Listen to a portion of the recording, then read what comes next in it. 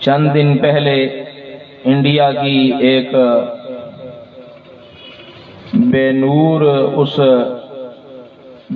اور بے شرما اس بندری نے، وہاں کی ایک وزیر نے، خاتون نے جناب رسول اللہ صلی اللہ علیہ وسلم کی شان اقدس میں ہرزہ سرائی کی، گستاخی کی۔ مسلمانوں، یہ ان کا یہ پاگل پن بتا رہا ہے کہ الحمدللہ آپ کی یہ آوازیں، آپ کی یہ صدائیں ان تک پہنچ رہی ہیں اور ان کے کلیجے میں آگ لگی ہوئی ہے، یہ لوگ پاگل ہو گئے۔ انہیں سمجھ نہیں آ رہی کہ اسلام کا راستہ کیسے روکیں، اور انشاءاللہ اسلام کا راستہ نہ روکا ہے نہ کوئی روک سکے گا۔ اسلام تو اپنا راستہ خود بناتا ہے۔ انشاءاللہ ان کے ایوانوں تک، ان کے مکانوں اور ان کی دکانوں تک اسلام کی دعوت پہنچے گی انشاءاللہ، اسلام کا پیغام پہنچے گا انشاءاللہ، اور انہی کے گھروں سے، ان کی نسلوں سے انشاءاللہ اسلام کے سپوت پیدا ہوں گے، اسلام کو سپاہی مہیا ہوں گے انشاءاللہ۔ یہ ان کا پاگل پنا، یہ جنون بتا رہا ہے کہ الحمدللہ جتنا بھی اسلام کے خلاف پروپیگنڈا کیا گیا تھا سب رائے گاں چلا گیا، اور اللہ کریم نے اسلام کو ہر آئے دن مضبوط سے مضبوط تر کیا ہے۔ یہ اسلام کی صداقت اور سچائی کی دلیل ہے، اور خاص طور پہ پھر پیغمبر اسلام جناب محمد الرسول اللہ صلی اللہ تعالی علیہ وسلم کی ذات اقدس، آقا علیہ السلام کی ختم نبوت کا عنوان، آقا علیہ السلام کی ناموس کا عنوان، اللہ اللہ، اس کے تو کیا ہی کہنے۔ ہمارے ان بزرگوں میں بڑا نام امام مدینہ، امام دار الہجرہ حضرت امام مالک رحمت اللہ علیہ کا ہے۔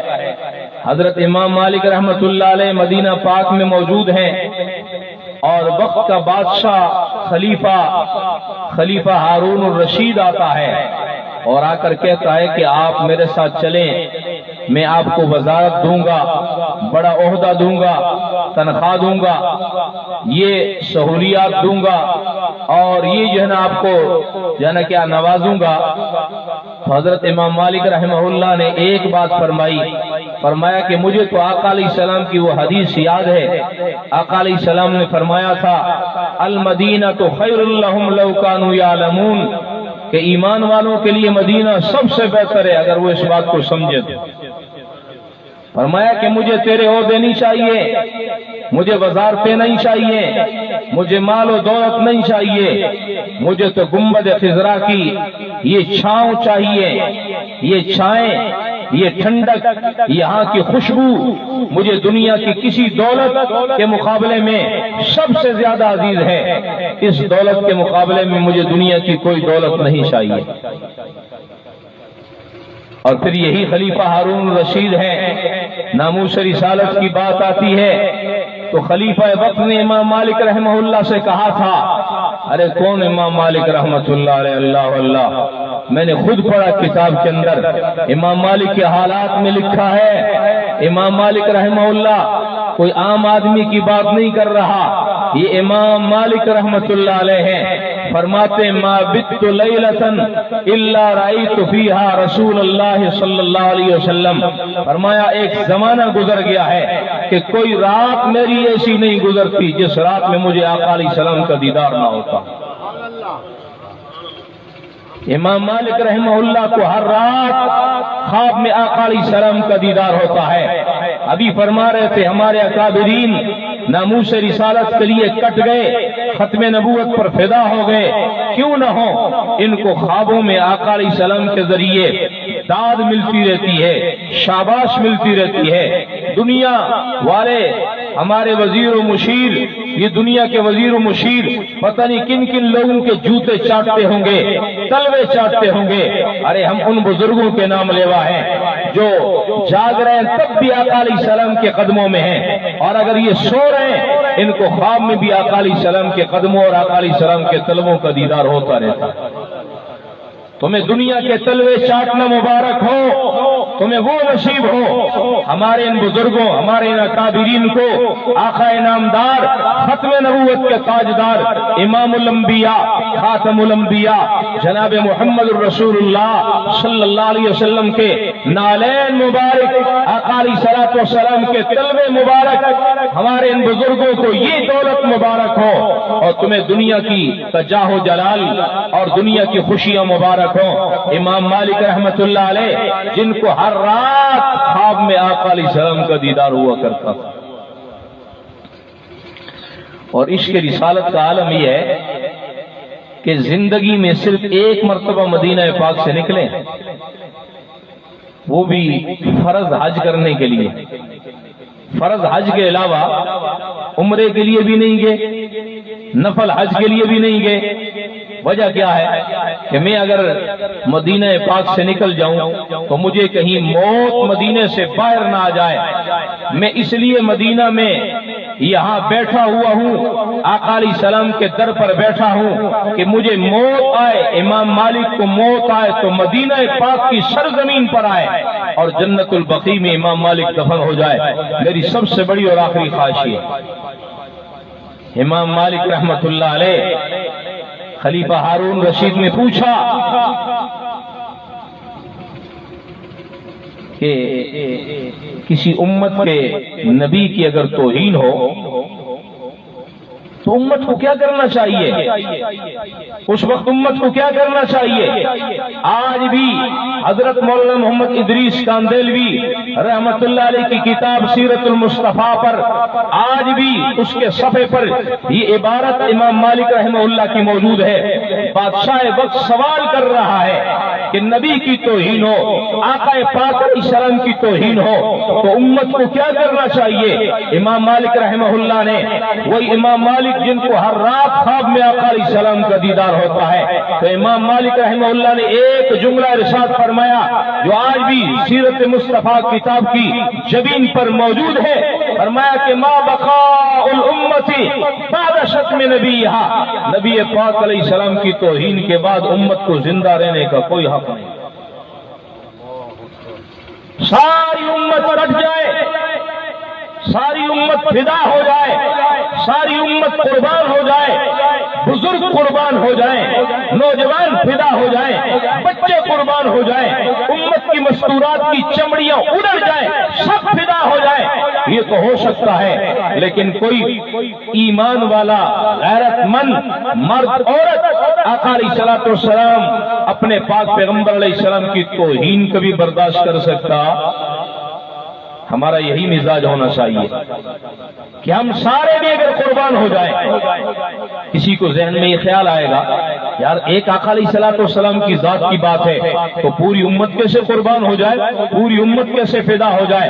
اللہ اللہ، ہمارے رائیونڈ کے بزرگوں میں حضرت مولانا محمد عمر صاحب رحمت اللہ علیہ یہ فرمایا کرتے تھے، ایک مرتبہ فرمانے لگے، فرمایا کہ نبی علیہ السلام کی ذات کا حق امت پر اتنا زیادہ ہے، اتنا حق ہے آقا علیہ السلام کا، نبی پاک علیہ السلام کی ذات کا امت پر اتنا حق ہے، اتنا حق ہے، اتنا حق ہے کہ ساری امت کو اگر ذبح کر دیا جائے اور ان کی چمڑیاں اتار لی جائیں اور ان کی چمڑیاں ادھیڑ کے ان کو تہ بتے اوپر نیچے یوں لگا کے تہ بتے اور ایک جوتا بنا دیا جائے اور وہ جوتا پھر آقا علیہ السلام کے پاؤں مبارک کے تلوے سے جا کر ہماری یہ چمڑیاں لگ جائیں، فرمایا کہ ساری امت ہم سب کی چمڑیاں ادھڑ کے آقا علیہ السلام کے فدا ہو کر آقا علیہ السلام کے تلوے مبارک سے ہماری چمڑیاں مس کر جائیں، فرمایا خدا کی قسم نبی علیہ السلام کی ذات کا حق پھر بھی ادا نہیں ہو سکتا۔ اور وجہ کیا ہے؟ اگر حضور نہ آتے، ہمیں آقا علیہ السلام اللہ کا تعارف نہ کراتے، لا الہ الا اللہ کا یہ حکم، لا الہ الا اللہ توحید کی یہ دعوت ہمارے باپ دادا پر نہیں آئی، یہ توحید کی دعوت حضور علیہ الصلوۃ والسلام لے کر آئے ہیں۔ آقا علیہ السلام نے ہمیں اللہ کا تعارف کرایا ہے، اپنی نبوت رسالت کا تعارف کرایا ہے کہ لا الہ الا اللہ، اللہ ایک ہے، اللہ کے سوا کوئی عبادت کے لائق نہیں ہے، اور محمد الرسول اللہ کہ محمد صلی اللہ علیہ وسلم اللہ کے رسول ہے، हुजूर तशरीफ न लाते, हम मुसलमान होते, हम काफिर होते, कोई हिंदू होता, कोई सिख होता, कोई ईसाई होता, कोई किसी और मत से ताल्लुक रखता, यहूदी होता, पारसी होता, मजूसी होता, आग को सजदा कर रहे होते, पता नहीं हम किन किन बुतों को। अभी मौलाना फरमा रहे थे, ये हिंदू बनिया, ये गाय की पूजा करने वाला और गाय के पेशाब तक को पी जाने वाला। और अल्लामा शब्बीर अहमद उस्मानी रहमतुल्लाह अलैह ने अपनी तफसीर उस्मानी में लिखा है कि आज हिंदुस्तान के हिंदू 33 करोड़ से ज्यादा चीजों को खुदा मानते हैं, उनके सामने सजदा करते हैं। आप खुद सोचें, कोई चीज दुनिया की छोड़ी नहीं जिसको सजदा न करते हो।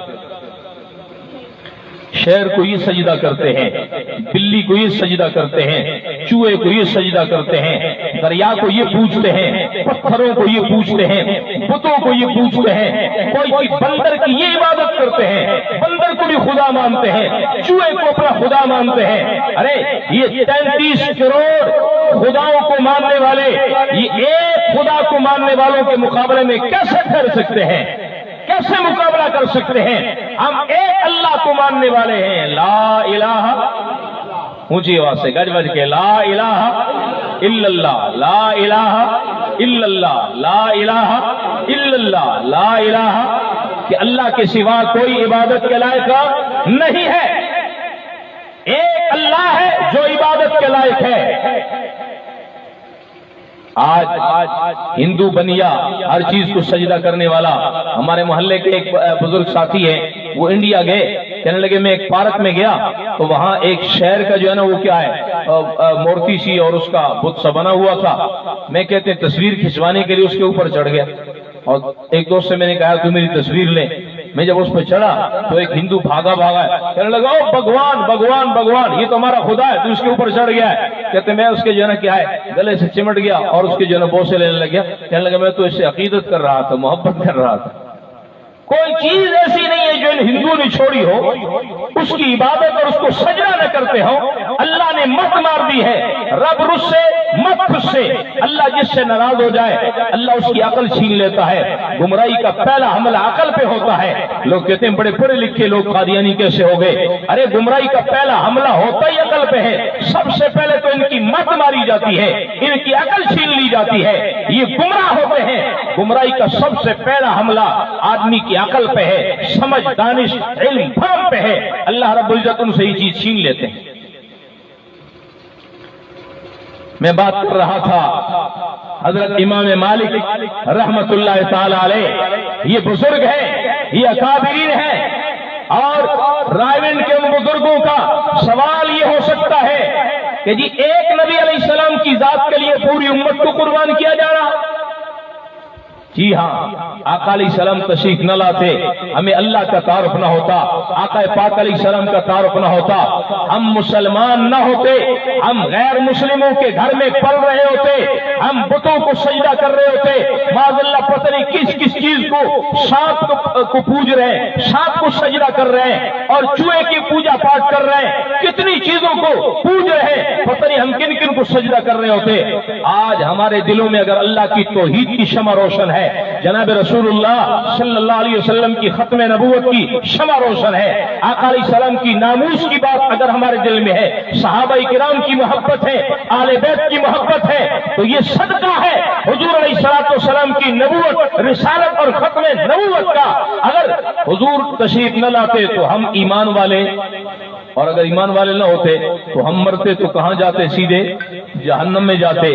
और जहन्नम की सैकड़ों हजार और करोड़ों अरबों खरबों साल जहन्नम की आग की सजा, जिसमें हमारी चमड़ियां जल जाती, हमारी बोटियां जल जाती, हमारी हड्डियां जल जाती, इतनी सख्त सजा हमें मिलती। उस सजा से अगर बचाया अल्लाह ने, बचाया हुजूर के सदके बचाया, तो आज उस नबी के लिए अगर हम ईमान न लाते, उनके तारुफ की वजह से हमें अल्लाह की पहचान न होती, हमारी चमड़ियां हमेशा के लिए जहन्नम की आग में जलती, उस नबी के सदके अगर हमारी चमड़ियां, हमारी जानें बची हैं, तो उस नबी के सदके अगर हम सबको फिदा कर दिया जाए, हमारी चमड़ियां उधेड़ दी जाए और एक जूता बना के आका अलैहिस्सलाम के पांव मुबारक में पहना दे जा, खुदा की कसम जहन्नम की सजा के मुकाबले में ये तकलीफ ये बड़ी सस्ती है, ये सौदा बड़ा सस्ता है। हम सबके अगर फिदा हो जाए, कसम रब्बे मोहम्मद की, मोहम्मद पाक की शान अक़दस का हक अदा हो सकता है।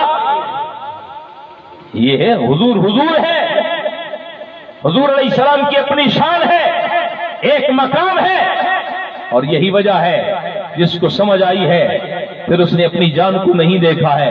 अल्लाह फिर खुद ऐसे लोगों का इंतखाब करता है। अंग्रेज के जमाना में एक राजपाल नामी हिंदू बदमाश, इसका अपना छापखाना था और इसने लाहौर के अंदर एक छापखाने से एक किताब शाया की जिसमें मेरे और आपके महबूब पैगंबर जनाब मोहम्मद रसूलुल्लाह सल्लल्लाहु अलैहि वसल्लम की गुस्ताखी और तौहीन की गई थी, और रंगीला रसूल नामी किताब लिखी।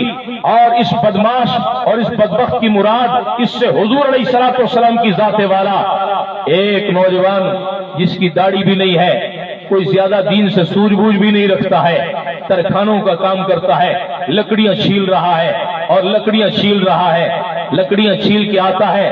तरखानों का एक नौजवान है, रात को सो जाता है, ख्वाब में एक बुजुर्ग का दीदार होता है और वो कहते हैं कि गाजी इल्म दीन तू यहाँ आराम से सोया हुआ है, तू अपने कारोबार में लगा हुआ है, और वो देख राजपाल नामी वो हिंदू गुस्ताख अंग्रेज की आड़ लेके जनाब रसूलुल्लाह सल्लल्लाहु अलैहि वसल्लम की गुस्ताखी और तौहीन करता है।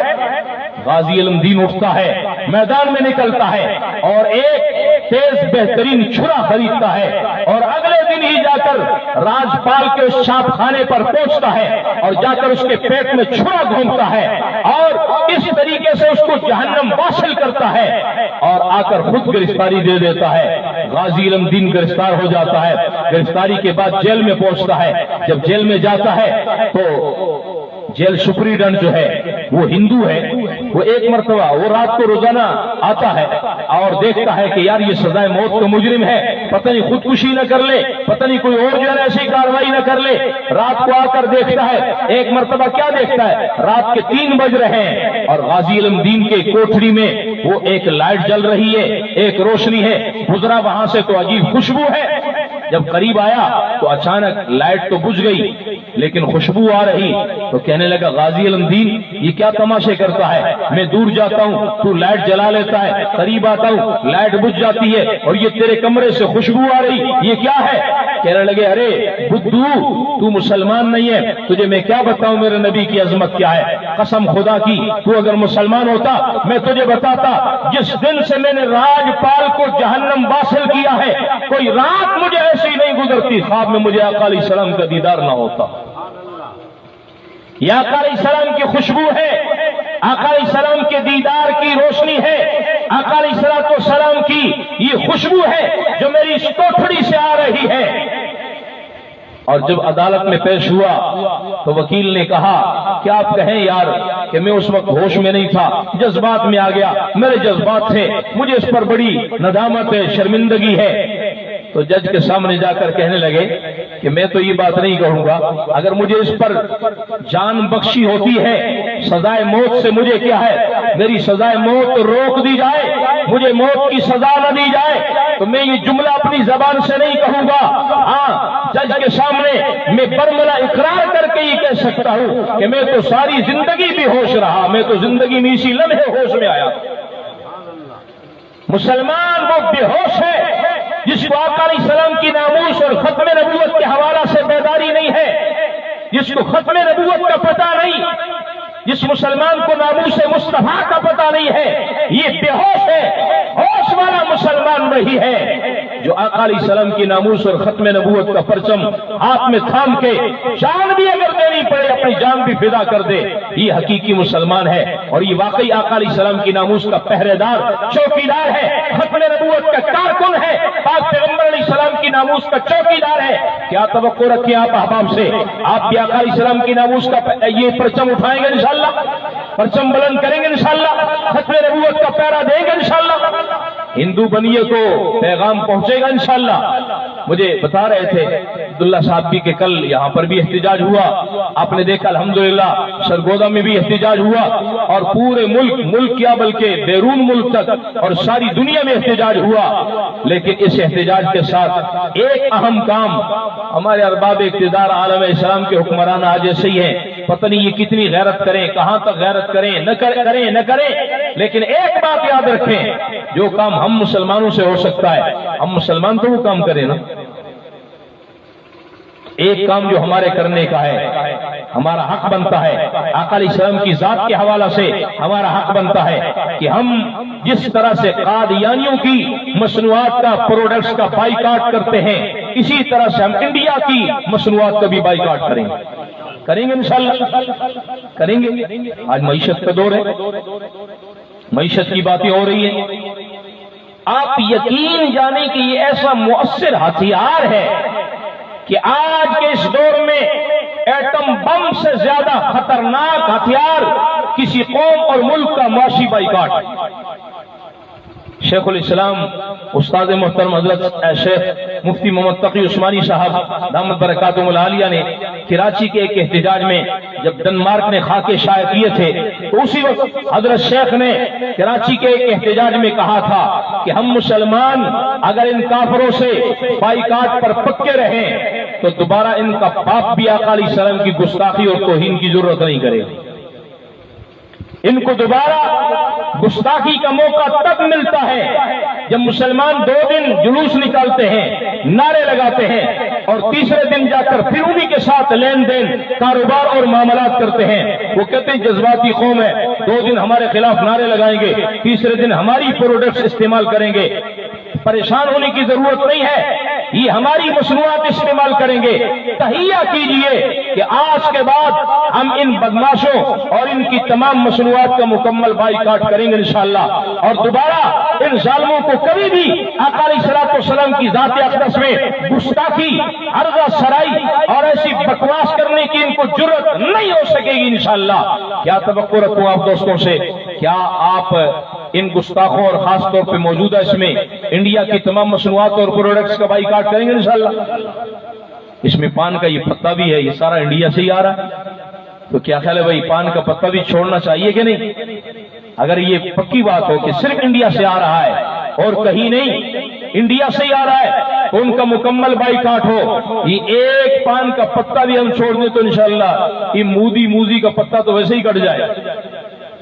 اور یہ تو وہ ظالم ہیں جو ہمارے دین کے بھی دشمن ہیں، ہمارے ملک کے بھی دشمن ہیں، ان کا تو ویسے بھی ہمارا بائیکاٹ بنتا ہے کہ ہم ان سے بائیکاٹ کریں۔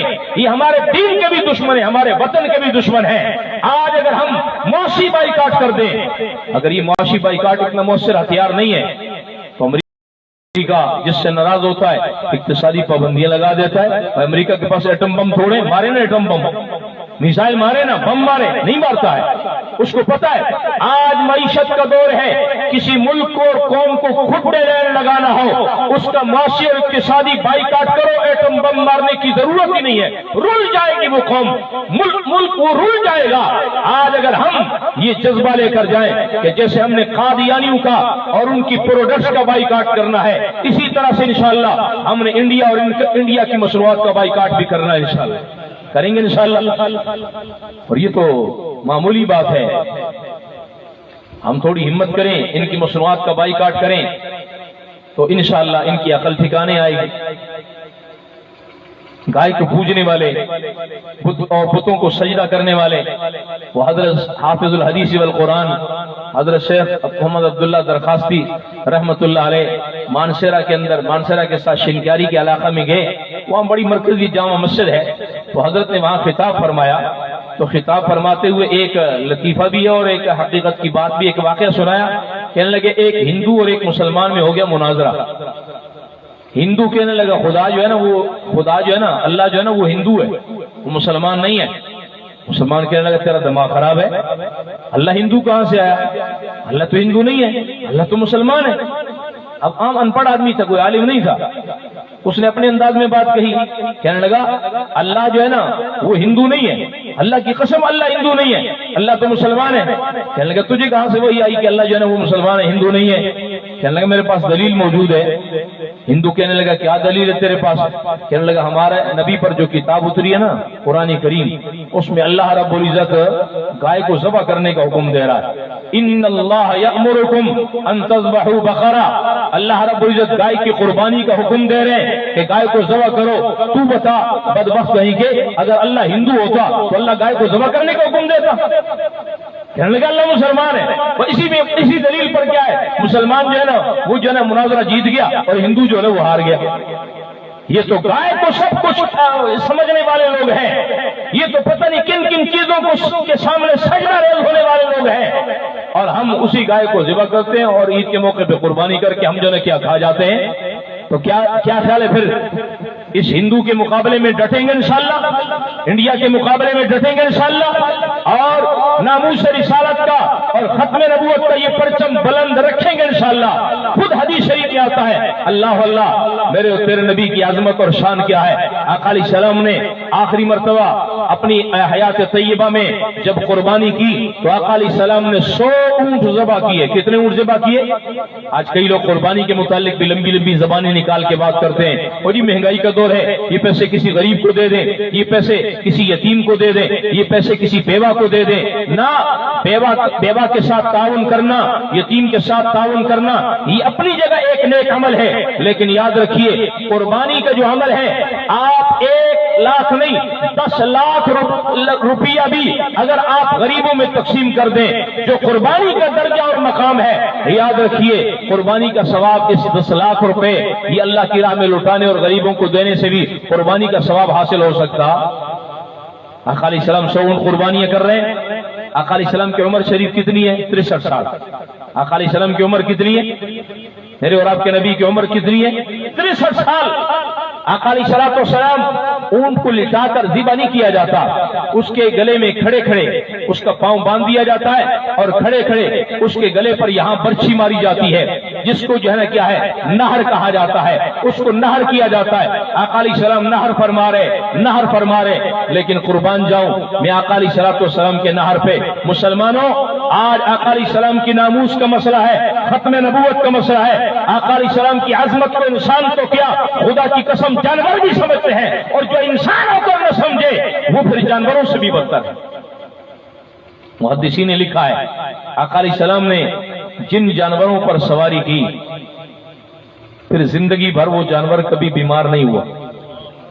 آقا علیہ السلام نے جس جانور پر سواری فرمائی پھر زندگی بھر وہ جانور بوڑھا نہیں ہوا، بیمار نہیں ہوا، بوڑھا نہیں ہوا. ویسے مر گیا تو مر گیا، بڑھاپا غائب اور بیماریوں سے غائب.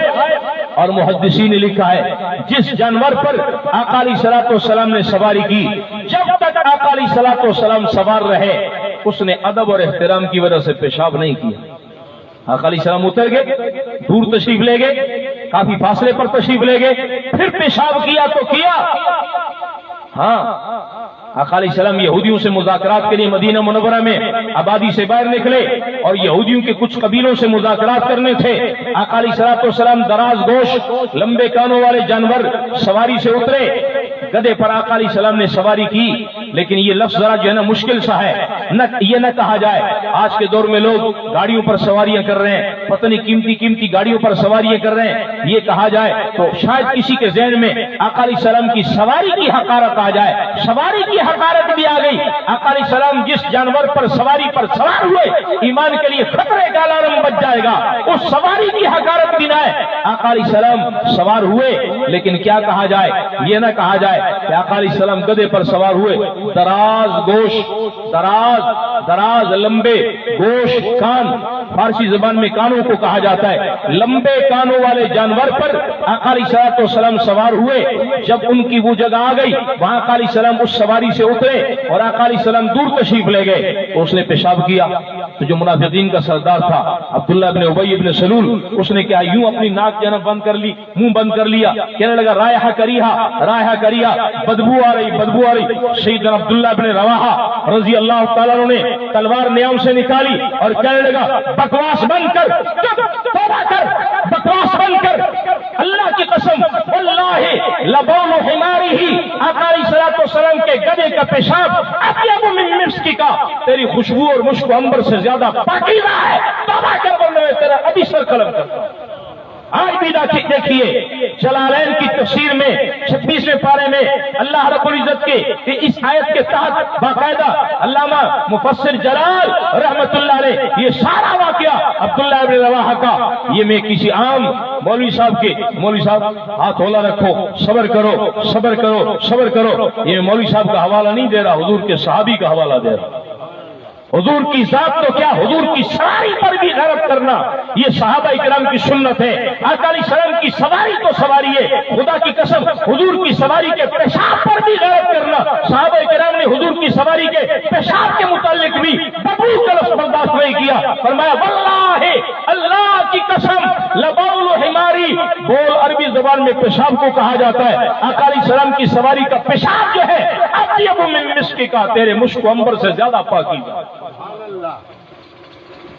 وَإِن طَائِفَتَانِ مِنَ الْمُؤْمِنِينَ اقْتَتَلُوا فَأَصْلِحُوا بَيْنَهُمَا فَإِن بَغَتْ إِحْدَاهُمَا عَلَى الْأُخْرَى فَقَاتِلُوا الَّتِي تَبْغِي حَتَّى تَفِيءَ إِلَى أَمْرِ اللَّهِ۔ اس آیت کے ذیل میں حضرت جلال الدین سیوطی رحمۃ اللہ علیہ باقاعدہ یہ واقعہ تحریر فرما رہے ہیں، یہ واقعہ لکھ رہے ہیں۔ اس لیے مسلمانوں جانور بھی حضور کا احترام کرتا ہے، لکھا ہے آقا علیہ السلام جب آخر حیات طیبہ میں 100 اونٹ قربان کیے، آقا علیہ الصلوۃ والسلام نہر فرما رہے ہیں، ان کی گردن پر برچھی چلا رہے ہیں، بعد میں آنے والا اونٹ پہلے اپنی گردن پیش کر رہا ہے کہ آقا میری گردن کو پہلے قبول فرمائیے، پھر پتہ نہیں یہ موقع مجھے ملے گا یا نہیں ملے گا، آج آپ کے ہاتھ میں برچھی ہے اور میری گردن پر چلنی ہے، آقا میری گردن حاضر ہے، مجھے قربان کیجئے، اس سے بڑی سعادت دنیا کائنات کے اندر کوئی نہیں۔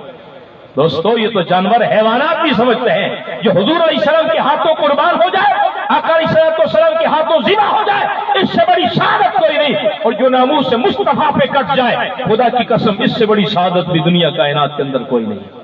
یہ تو ہماری سعادت ہے، ہمارے حقیر جسم، ہماری یہ کمزور جانیں آقا علیہ السلام کی ناموس پہ قربان ہو جائیں۔ علامہ اقبال نے کہا تھا اسی حوالے دیندے رہ گئے تے ترکھانا دا منڈا بازی لے گیا، غازی علم دین بازی لے گیا۔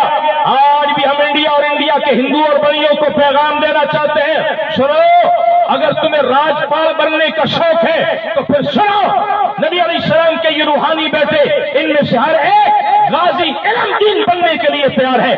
تم اگر راجپال بنو گے ہم غازی علم دین بنیں گے انشاءاللہ، بنیں گے انشاءاللہ۔ رسول کی ایک سلام، رسول کی ایک سلام۔ تم اپنا شوق پورا کرو، پھر ہم بھی اپنا شوق پورا کریں گے انشاءاللہ۔ نبی علیہ السلام کے دیوانے تم تو صرف ہندوستان میں ہو، اور نبی علیہ السلام کے روحانی بیٹے پوری دنیا میں پھیلے ہوئے ہیں، ہر ملک کے اندر موجود ہیں، اور بڑے بڑے ممالک مسلمانوں کے موجود ہیں۔ انشاءاللہ پھر راجپال کی اس نسل سے غازی علم دین کے روحانی بیٹے نمٹیں گے انشاءاللہ، اور ان کو ان اپنے کیے کا مزہ چکھائیں گے انشاءاللہ، اور ان کو یاد آئے گا کہ واقعی جو راجپال کا علاج ہوا تھا، آج بھی غازی علم دین کے روحانی بیٹے اور ان کے روحانی نسل انشاءاللہ وہ راجپال کے انجام کو ان کو پہنچائے گی انشاءاللہ، پہنچائیں گے انشاءاللہ۔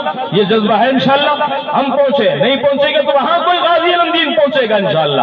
اس لیے کیا ہے ہم مسلمان اور اب معافی مانگتے پھر رہے ہیں، جی معافی مانگ رہی، اتنا جلدی معافی مانگ رہی ہے، ذرا تو صبر تو کر، انشاءاللہ کوئی نہ کوئی مجاہد تجھ تک پہنچے گا انشاءاللہ۔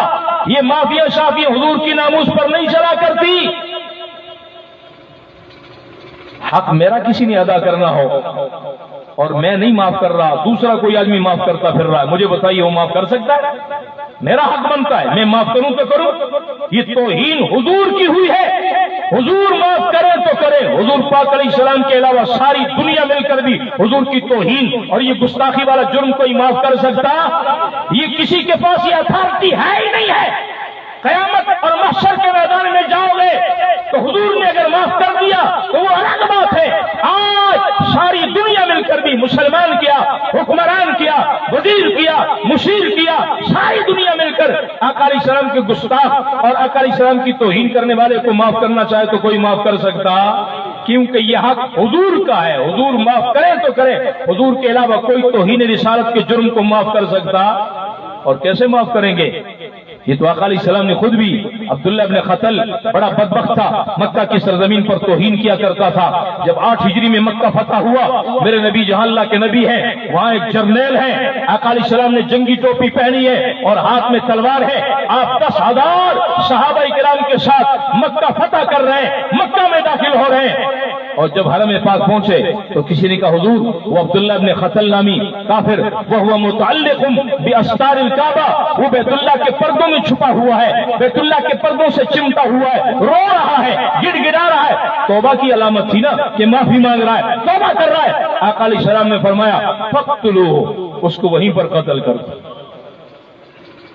گستاخ رسول کو بیت اللہ بھی حرم پاک بھی پناہ دے سکتا، بیت اللہ کے پردے بھی اسے پناہ دے سکتے، آج کون ہے جو گستاخ رسول کو پناہ دے سکے؟ گستاخ رسول کے لیے کوئی رعایت نہیں ہے۔ اللہ کے نبی نے فرما دیا من سب نبیا، ایک روایت میں من سبنی، جو مجھے گالی دے، ایک روایت میں من سب نبیا، کسی بھی نبی کو جو شخص گالی دے فقتلوہ، اسے قتل کر دو، اس کا سر تن سے جدا کر دو۔ یہ سزا مولویوں کی تجویز کردہ نہیں ہے۔ آج یہ بنیے کہتے ہیں، وہی جو بندرنی ہے وہ کہتی ہے یہ کس نے کہہ دیا؟ گستاخ رسول کی ایک سزا سرتن سے جدا، گستاخ رسول کی ایک سزا سرتن سے جدا۔ ابھی پچھلے دنوں تم جو مسلمانوں کو مار رہے تھے اور مسلمان بچیوں کے پردے نوچ رہے تھے، سلام ہے اس غیرت مند بچی کو جس نے ان ہندو بنیوں کے سامنے ڈٹ کر تکبیر کا نعرہ بلند کیا ہے۔ انشاءاللہ یہ تکبیر کا نعرہ تمہارے ایوانوں میں دراریں ڈالے گا انشاءاللہ۔ اس ایک بچی کا یہ نعرہ تمہارے ایوانوں میں زلزلے برپا کرے گا۔ میرا خیال ہے کہ وقت آ گیا ہے کہ تمہارا خاتمہ ہونے والا ہے، وہاں پر بھی انشاءاللہ اسلام کے جھنڈے دہلی پر لہرائیں گے انشاءاللہ، لہرائیں گے انشاءاللہ۔ تم جو پچھلے دنوں مسلمانوں کو مار رہے تھے، مسلمان بچیوں کو ذبح کر رہے تھے، ان کے پردے نوچ رہے تھے اور ان کو چھریوں چاقوؤں کے ذریعے سے اور ان کو مختلف کوداروں کے ذریعے سے ان کو ٹوکوں کے ذریعے کاٹ رہے تھے، تم مجھے بتاؤ بدماشو، آج کہتے ہو رسول اللہ کی ناموس کے لیے حضور کے گستاخ کو سرپن سے جدا، ان کو یہ اتھارٹی کس نے دی ہے؟ تو تم جو یہ مسلمانوں کو بے گناہ مار رہے تھے، تمہیں یہ اتھارٹی کس نے دی ہے؟ ہمیں تو یہ اتھارٹی ہمارے نبی نے دی ہے۔ من سب نبیا فقتلوہ، جو کسی بھی نبی کو گالی دے، صرف حضور نہیں، آدم تا محمد الرسول اللہ، کسی بھی نبی کی توہین ہو تو اس کی سزا کیا ہے؟ قتل ہے۔ اس کی سزا کیا ہے؟ قتل ہے۔ آج ہم سے کہتے ہو یہ کہاں سے سزا آ گئی؟ تو کیا خیال ہے؟ پھر ناموس رسالت کا پرچم بلند رکھیں گے انشاءاللہ، ختم نبوت کا پرچم بلند رکھیں گے انشاءاللہ، مرکز سے وابستہ رہیں گے انشاءاللہ، جماعت سے وابستہ رہیں گے انشاءاللہ۔ اور یہ کام اور یہ مشن، ہم پادری نہیں ہیں عیسائیوں کے، ہم تحریک والے لوگ ہیں، ہم عالمی مجلس تحفظ ختم نبوت ایک جماعت کے لوگ ہیں، ہم تحریک کے لوگ ہیں۔ تحریک اسے کہا جاتا ہے جس کا ہر کارکن ہر وقت متحرک رہے، ہر کارکن ہر وقت اپنے مشن کی دعوت لیے پھرے۔ اگر جس کارکن میں تحریک نہیں ہے، یہ کسی تحریک کا حصہ نہیں ہے۔ یہ عیسائی پادریوں کا مزاج ہے کہ جو مرضی دین میں خرد برد کرتے رہو۔ آج کہتے نہیں مولوی نے کہا کم سیاست ہے، اب یہ اسلام ہے، یہ عیسائیت نہیں ہے۔ مولوی آ کر ان وزیروں اور ان حکمرانوں کو بریک نہ لگائیں تو یہ ظالم پتہ نہیں دین کا کیا سے کیا کر دے۔ علماء کرام میدان میں اترے اور ان کی ان بدماشیوں کو روکتے ہیں کہ خبردار دین کے اندر کسی قسم کی خرد برد یہ برداشت نہیں کی جائے گی۔ کیوں؟ لا رہبانیت فی الاسلام، اللہ کے نبی نے اعلان فرمایا ہے اسلام میں رہبانیت نہیں ہے کہ چپکے سے مسجد کے کونے میں بیٹھ کر اللہ اللہ کرو اور وزیر اور مشیر اور حکمران جو مرضی کریں دین کا حلیہ بگاڑ دیں، تم آرام سے اللہ اللہ کرتے رہو۔ نہیں، یہ تحریکیں اس لیے ہیں، یہ جماعتیں اس لیے ہیں، یہ ہمارے علماء یہ اس دور کے مجاہد ہیں، یہ میدان میں اس لیے ہیں۔ ہم بڑے سے بڑے ظالم جابر فرعون کے ظلم کو روکیں گے، اسلام اور پیغمبر اسلام کی ذات پر کسی کو حملہ کرنے نہیں دیں گے۔ یہ عیسائیت کا دین نہیں ہے، یہ اسلام ہے۔ اسلام ہمیں مجاہدہ سکھاتا ہے، اسلام ہمیں ظالموں اور فرعونوں کا مقابلہ کرنا سکھاتا ہے کہ ہم میدان میں نکلیں اور اپنی دعوت اور اپنا پیغام، اپنا مشن ہر فرد بشر تک پہنچائیں گے انشاءاللہ۔ ہر وقت تحریک میں رہیں گے انشاءاللہ، مشن سے وابستہ رہیں گے انشاءاللہ۔ بازار میں ہوں، گلی کوچے میں ہوں، چوک میں ہوں، چوراہے میں ہوں، کالج میں ہوں، یونیورسٹی میں ہوں، جہاں پر بھی ہوں، اصل تحریک کا کارکن کا معنی کیا ہے؟ کام کرنے والا، اپنا مشن ہر جگہ پہنچانے والا، اپنی دعوت ہر جگہ پہنچانے والا، آپ ختم نبوت کے کارکن ہیں۔ کارکن تب ہوں گے جب ہم اپنے مشن کی دعوت ہر جگہ پہنچائیں گے انشاءاللہ، یا عالم مجلس کی دعوت پہنچائیں گے انشاءاللہ، گستاخان رسول کا مقابلہ کریں گے انشاءاللہ۔ امیر شریعت سید عطا اللہ شاہ بخاری فرمایا کرتے تھے کہ جب حضور کی توہین ہو تو پھر کیا کرنا چاہیے؟ فرمایا یا تو بھونکنے والی زبان نہ رہے یا سننے والے کان نہ رہے۔ کیا فرمایا شاہ جی نے؟ جب توہین رسالت ہو تو پھر کیا ہو؟ یا تو وہ گستاخ جو حضور کی ذات کو بھونک رہا ہے، یا تو بھونکنے والی زبان نہ رہے، مر جائے، خاموش ہو جائے، یا پھر سننے والے کان نہ رہیں، یا تو اس کی جان لے یا اپنی جان دے دے۔ یہ کیا ہوا؟ گستاخ بھی زندہ رہے اور نبی کا عاشق بھی زندہ رہے؟ یہ نہیں ہوگا۔ گستاخوں سے نمٹیں گے انشاءاللہ، مقابلہ کریں گے انشاءاللہ، اور وقت آ گیا انشاءاللہ اسلام کا پرچم دنیا پر لہرائے گا انشاءاللہ۔ پیغمبر اسلام کی صداقت کا اعلان مزید مشرق سے مغرب، شمال سے جنوب، ساری دنیا کائنات میں ہوگا انشاءاللہ۔ یہ گستاخ اپنی موت آپ مر جائیں گے انشاءاللہ، نبی کے دیوانے دنیا پر چھائیں گے انشاءاللہ۔ تو عید قربان کے اس موقع پر ایک تو قادیانیوں کے ساتھ قربانی کا حصہ ڈالنا، کیا خیال ہے؟ قربانی ہو جائے گی؟ نمبر 2، قادیانیوں پر آئینی طور پر پابندی ہے کہ کوئی قادیانی سرعام قربانی نہیں کر سکتا ہے۔ آپ کو اگر کوئی قادیانی سرعام قربانی کرتا ہوا گلی کوچہ میں نظر آئے، جیسے مسلمان قربانی کر رہا، بکرا لٹکایا ہوا ہے یا گائے کو جو ہے نا کیا گلی میں گرایا ہوا ہے، ذبح کر رہے ہیں، کھال اتار رہے ہیں، اگر کوئی قادیانی بھی ایسا کرے تو یہ 1984 کے امتناع قادیانیت آرڈیننس جو پاکستان کا باقاعدہ قانون ہے، یہ اس کی خلاف ورزی ہے۔ آپ فوراً تھانے میں پولیس کو اطلاع کریں، ان کی ذمہ داری ہے کہ وہ آئیں اور قادیانیوں کو روکیں۔